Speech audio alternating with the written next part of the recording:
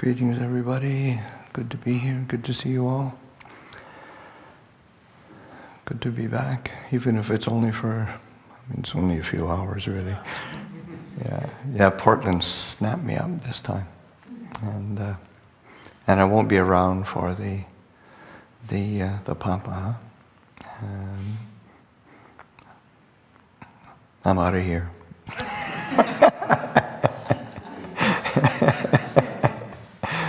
I'm going to be taking a year off to go into retreat, and so I'll be I'm leaving once the opening of the Vaigiri cloister reception area is finished, and I'll take some time off. It's a good timing. So I have some reflections today on Dhamma. I was lobbied by Mimi to send me an email last week, and could I speak on there's a particular discourse that the Buddha gave, and it's called the Bāhiya Sutta, and it's quite straightforward and is an interesting perspective on the Buddha's teachings, and it kind of encapsulates the teachings very well. And I said, well, I'm not sure that I'll do it, because I'm not going to have that much time to review and reflect on it. But I thought, I've got my trusty iPhone with me with access to insight. I can read. There's some short bits that I can read that are quite seminal, quite worth reflecting on, worth considering. And but the discourse is a story of a wandering religious seeker who is practicing probably quite diligently, because he thought he figured he must have some sort of attainment and some kind of realize some sort of awakening, but then he had a deity come to visit him, and who had been a blood relative in a previous existence, and came to him and said, "You haven't realized awakening. You're not on the path to awakening. You're not. You haven't seen what is going to bring you to that awakening." So, and then they said, "Well, who can I see?" Because he thought he was liberated already, and who can I see? And the deity says, "Well, there's this religious religious teacher in Savatthi called the Buddha," and he said, "You go there." And so he does. It's a long way away. It doesn't really say how many days it took him, but it was quite a while. It wasn't next door or anything. And so then he made the effort to go and tried to track down the Buddha. Got to Savatthi, the Jetavana, the monastery that the Buddha lived in. It was early morning, and asked, where is the Tathagata, the Buddha? And I said, well, he's on alms round. And so he headed off into town to track him down, and saw the Buddha, and was inspired by the demeanor of the Buddha, and the composure and peace that the Buddha was emanating and being on alms round and receiving his daily sustenance, which I think is very apt, and it seems you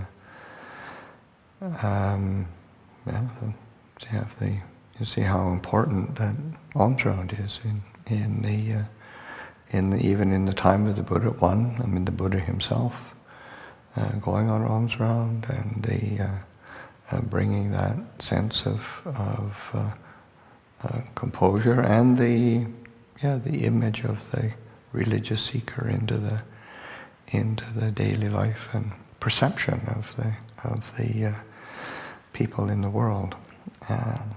So then the Bāhiya, the wanderer, approaches the Buddha and asks for teachings, and the Buddha says, "I'm on alms round, it's not the appropriate time." And because he stopped to write, well, who knows where, but right in the middle. And then the Bāhiya sort of says, well, who knows? But how long I'll be around, how long you'll be around, life is very uncertain. It would be great to get teachings. And Buddha put him off for the second time, but then he asked him on the third time, and so then the Buddha gave a teaching instruction. And I'll read that because I don't want to mangle it. and it's very beautiful, and I think important to he said, "Then, Bāhiya, you should train yourself thus. In reference to the seen, there will be only the seen. In reference to the heard, only the heard. In reference to the sensed, only the sensed. In reference to the cognized, only the cognized. That is how you should train yourself. When for you, there will be only the seen in reference to the seen, only the heard in reference to the heard, only the sensed in reference to the sensed, only the cognized in reference to the cognized, then Bāhiya, there is no you in connection with that. When there's no you in connection with that, there is no you there.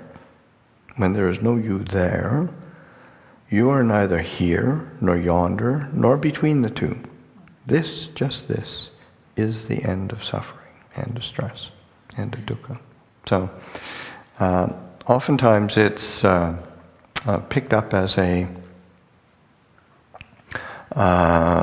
kind of be here now, be in the present moment, which is true, but I think it's much more around in the sense of seen, heard. Sensed is the other sense doors of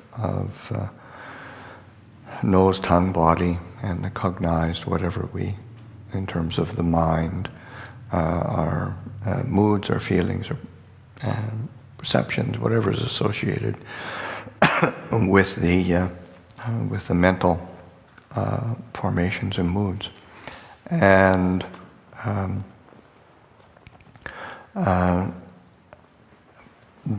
to just not getting trapped by the sense of how we project and proliferate around our, because having sense contact is very ordinary. We have sense contact all the time. This is a function of being a human being, and to be able to experience those senses and mentally, or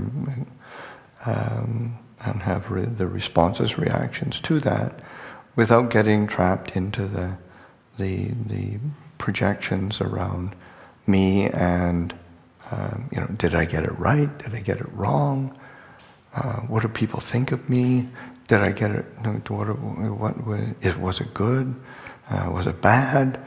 And so that we tend to, that's what we keep spinning around those projections of me, me and mine, and that's what the Buddha points to, these avenues of proliferation that the mind gets into. We don't just sort of stop and see things clearly or experience things. We can, and we do from time to time.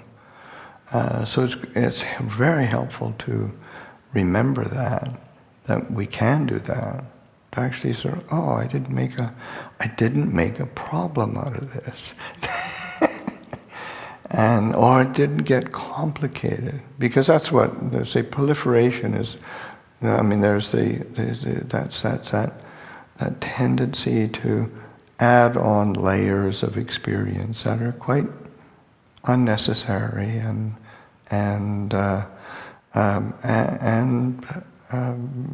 help. It makes things complex. I think that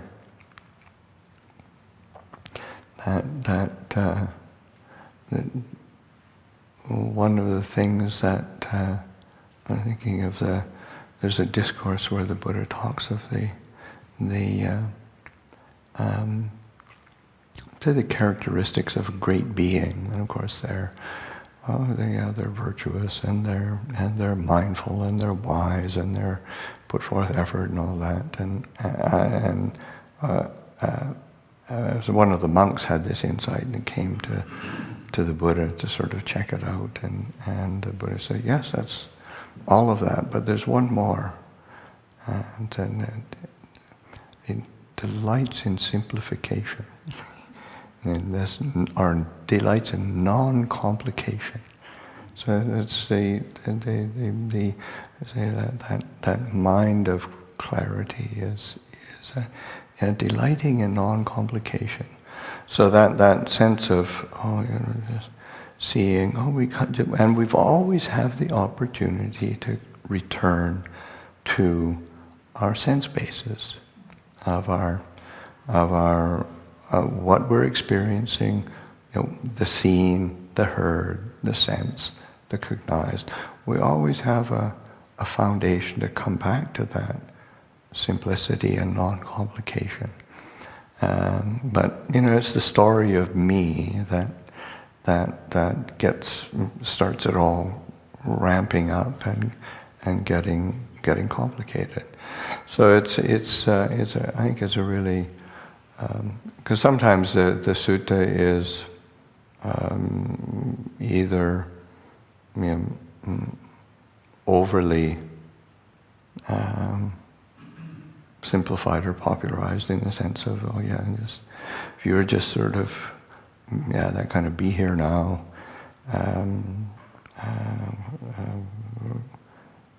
and without any kind of discernment happening, or relinquishment happening, but it's that you're just milking the moment for whatever you can get, one, or that sense of over philosophizing about what it means, and it turns into something complicated. But to me, it's a, and this is a direct opportunity to directly experience the truth that the Buddha pointed to of non-self. That sort of and because non-self is not a philosophical position that the Buddha is taking. He's giving you an option to not complicate and not pick up a burden, because it's that sense of the story around my desires, my preferences, my views and opinions, and that's what when the Buddha points to the proliferation process, the proliferating process, is centered around desire. So that desire, attachment, trying to get something gratifying, trying to get away from something, or around views and opinions. This is what's right, this is wrong, this is how it should be, this is how it shouldn't be, and then ending up in conflict with others, or a sense of the word that you mananusaya, which is the underlying tendency to conceit. And conceit from a Buddhist, say from the Buddhist perspective or Buddhist perspective, isn't lording oneself over somebody. It's the comparing mind. Am I inferior to that person? Am I equal? Am I superior? You know? And then even if one is, it's still trying to make a stand. Because there will be some times when, you're just not as qualified or as competent as somebody else. And it's not a problem. I mean, it's just, or one can do something better, but then if you use that to judge or to criticize somebody, then it's problematic. Or if you're always, whatever, I'm going to take my stand that I'm equal, and then, it's never. There's just all these ranges of difference, but it's sort of trying to take a position of something, me, in comparison to others, and it's a complication, a burden that we pick up. So then that sense of seeing, well, actually what's happening here is I'm experiencing sights and sounds and the other senses, that's what's happening, and I'm having feelings, and it's not that there isn't some kind of attraction or say some like or some dislike, but it's when we pick that up and then this is me, this is who I am, this is how I want it to be, this is how I don't want it to be, and that's where it ends up complicated. And so this discourse that the Buddha gives is giving us a handle, coming back to our fundamental experience of the what am I experiencing? What am I getting caught in? What's going to be helpful for me? What's going to be beneficial? What's going to be beneficial for others? I remember one time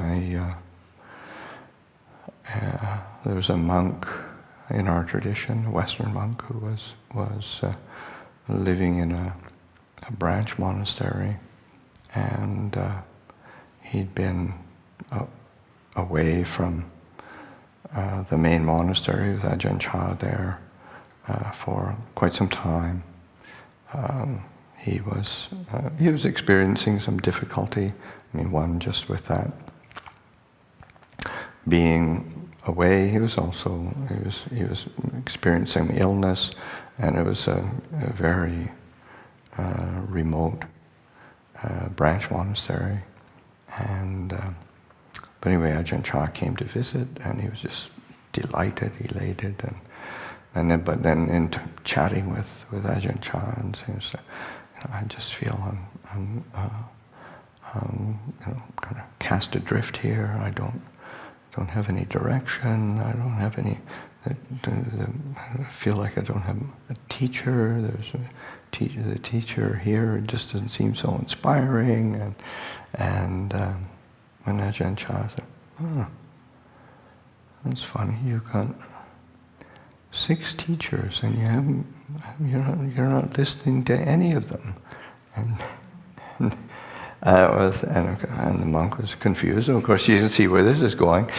And then Ajahn Chah said, "Oh yeah, you've got your 6 teachers. eyes, your ears, your nose, your tongue, your body, your mind. Those are your 6 teachers. You've always got teachers. And it's, it's a very different way. And so being able to learn from our experience rather than getting caught in the when we seeing there's just this seeing there rather than do I approve of it, do I disapprove of it, should I do it, is it all the permutations of what our mind keeps trying to analyze and invest meaning in.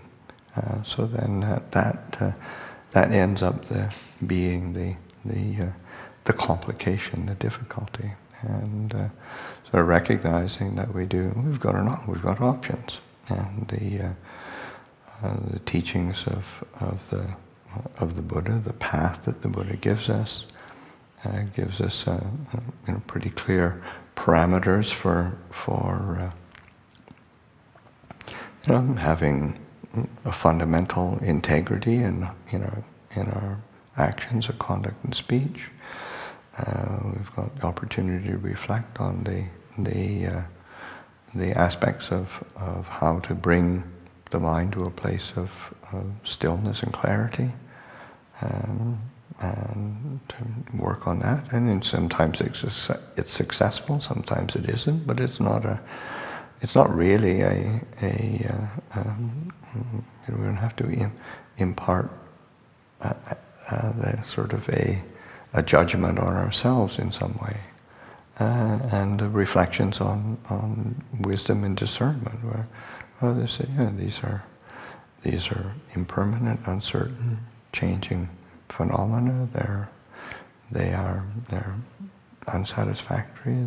They're not what's going to ultimately gratify. It doesn't mean that you can't experience something pleasant. It isn't that you're not going to experience anything unpleasant. But it is what it is. Of course, it's sort of like the well-known teaching that Ajahn Pasanno distilled his teachings into us. It's like this. And, we keep resisting, and it shouldn't be this way, or, it's like this, and then we try to milk something more out of it, or as we take it as a statement about me, but it's, in the end, it's like this. It's all it is. And then that's that element of non-complication, and to be able to delight in that non-complication. And so I'd say, so there's a simplicity of how we approach our practice and our training and our experience in our day-to-day life. It isn't just about meditating to get to some particular state, but it's what do I do with in my day-to-day life? What do I add on? What do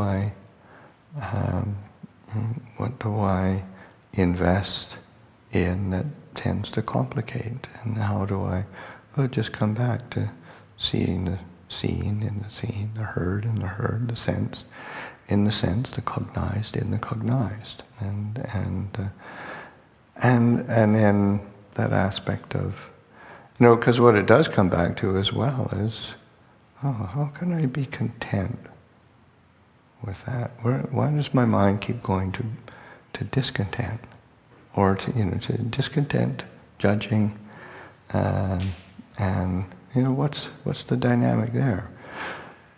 Of course, it's suffering, and it keeps us out of balance, and so that being able to just sort of recognizing what the mind does, and then being willing to let go and start over again. It's like Ajahn Chah in his teaching, say, one of his teachings, he had many teachings, but one of his teachings is practicing the Buddha's teachings is not that difficult. There's only two things you need to do: know and let go. And for anybody who's done any practice, yeah, it sounds simple, but it's hard to do. But it's important to set the context of the framework, the kind of the parameters around it, so that, oh, yeah, right, I can know and let go.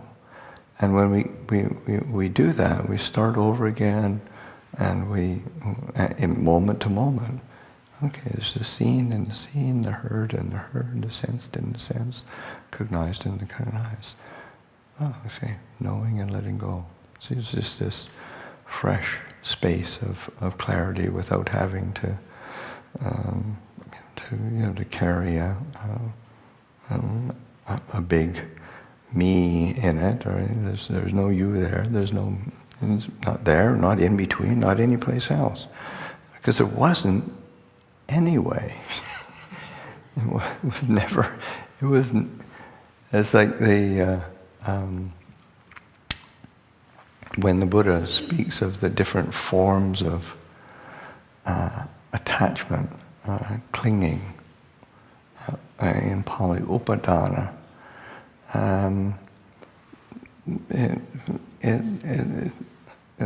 In the scriptural language, is atta vada upadana. So atta is self, vada is like the either doctrine or assumption of self. So it isn't attachment to self, it's attachment to the assumption of self, which is very different.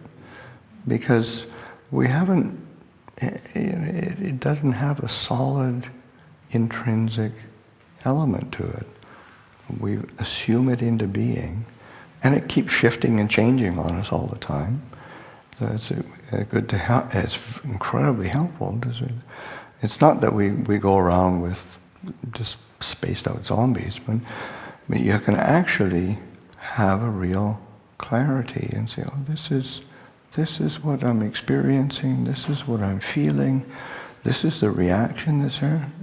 Yeah, is it useful? Is it beneficial? Is it in accordance with the true nature of things? And then we've got a very different basis of making our daily decisions and living our life that isn't driven by that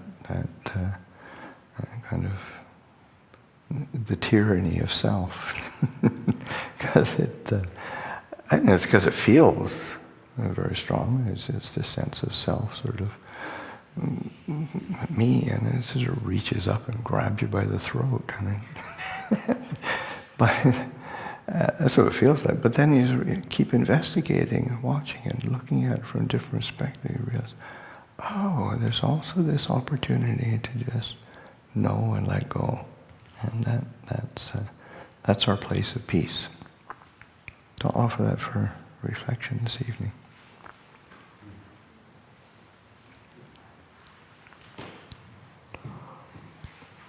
You have a question?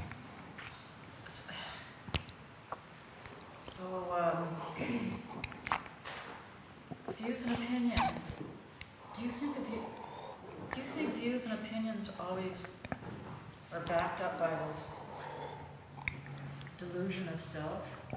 Not necessarily, because again, it's not that you go around with this vacuous,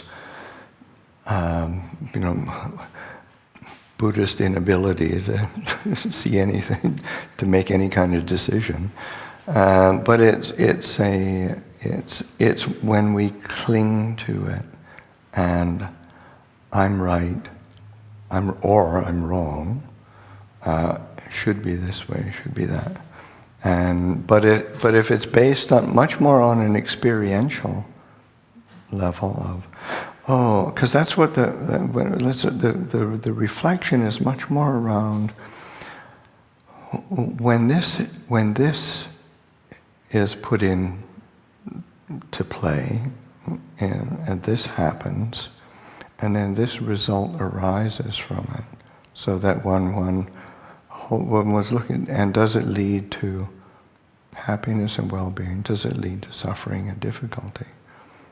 So then you've got it's a different perspective, and you're sort of seeing, you're looking more from an experiential causal process as opposed to what I feel, I want, how my particular mood is leaning and biased by. Well, that happened to me this morning, having a political discussion with somebody. Mm-hmm.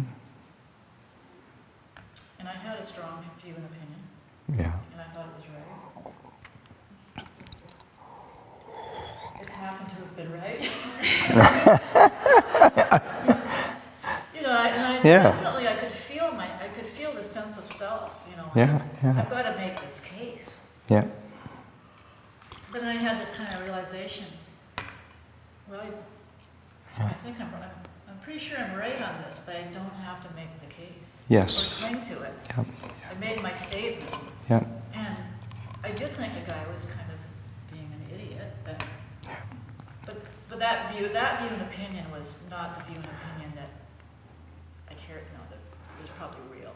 Saying somebody is an idiot is not the same as saying they're wrong about something.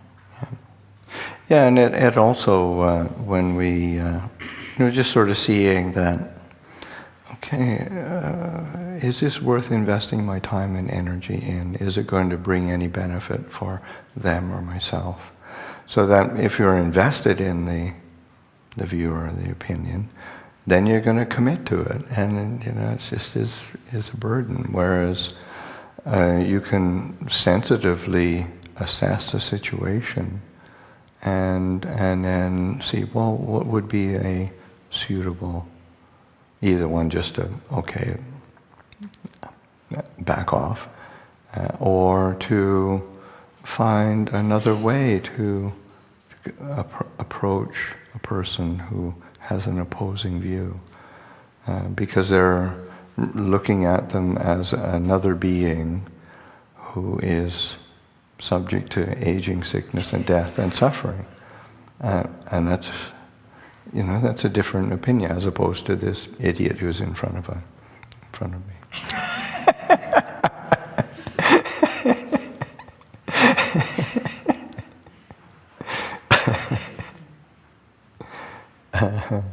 Yeah. Lumpur, thank you very much. When Bāhiya asked the Buddha, and the Buddha answers, he's describing the scene. You see the scene in the scene. He's describing really direct experience.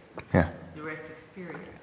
And what I've been, I observe in myself is that, there's the staying in the direct experience is a challenge, and then there's the thoughts, and then what I call the thought layer kick. Then I have one thought, and then another thought, and then all of a sudden I'm lost in thought, and I'm so far from direct experience. And so that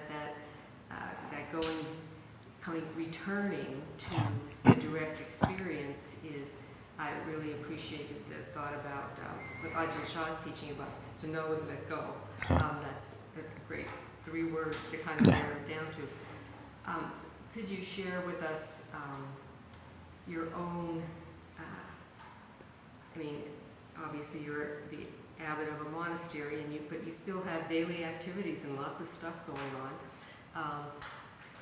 What are your own practices to return to direct experience, things that how your own mind works and how you have learned over the years that you would share with us what your tricks are of the trade? Tricks of the trade. Yeah, a lot of it is mindfulness of the body, coming back to the body, because it's usually a really good indicator of, am I tense? Am I grounded? Am I contracted in some way? Or am I say, okay, spacious? Am I grounded? Am I kind of peaceful and clear? Because there's that tangible physical element. So I like grounding, staying grounded in the body and the breath. But it isn't. You can't just use that as a. If I just stay on the breath and desperately forcing the mind to the breath, so you don't have to deal with things. So the mind is attuning to that kind of underlying mood, and if I can approach a situation where I am, either giving instruction, giving admonishment, dealing with multiple things, and just keep grounded, keep clear, then it tends not to complicate. So that's I find a major component. But you also have to be paying attention to the mind. Why do I cling to a particular view? Why do I invest in trying to get my way because I'm right? And of course I'm the abbot, so I am. But that doesn't help me get along with people. So you have to be willing to drop that and come back to the and similarly when there's multiple things happening, like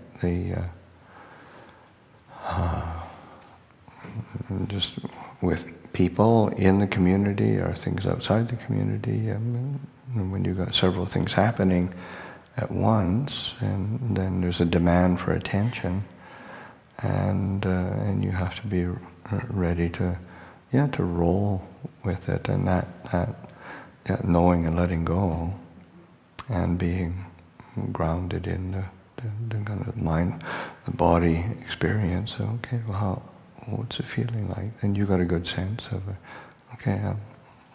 Okay. Once you start tensing up, or you're feeling a certain tightness, feeling a certain contraction, then it's a good indicator. Okay, I'm holding on to something, even if it's reasonable. It's still suffering.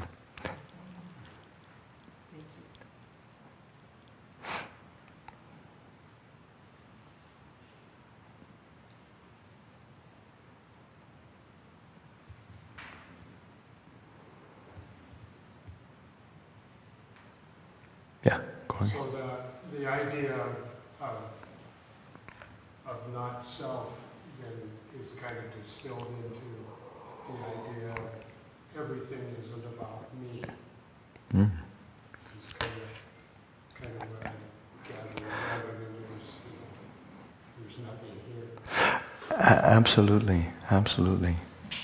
Yeah, because it tends to be another view of a negation. It's really clear in the scriptural language, in that, say, self. Three words that are used. Atta is self, so self, me, all of that constellation. Virata, which is like a negation of self, annihilation of self, a pushing away of self. And then anatta is your middle way, because that's the fundamental part of the teaching of the Buddhas. There is this middle way out of suffering, and so that anatta, non-self, is a middle way of viewing that self-experience. It's not, and it's sort of whatever we experience is non-self. We experience it. It affects us. We've got to take responsibility for it, but it's never going to be, say, like a permanent essence, a permanent me. So it's a non-self. And so that it's a middle way between kind of affirmation and negation. And our mind is more comfortable with affirmation and negation because it's quite, it's out there, it's very clear. And so what the heck, where's that middle way? And so it's a little less clear. But then as you reflect on it, and you sort of say, oh, right. Oh, that's really the way out. Okay.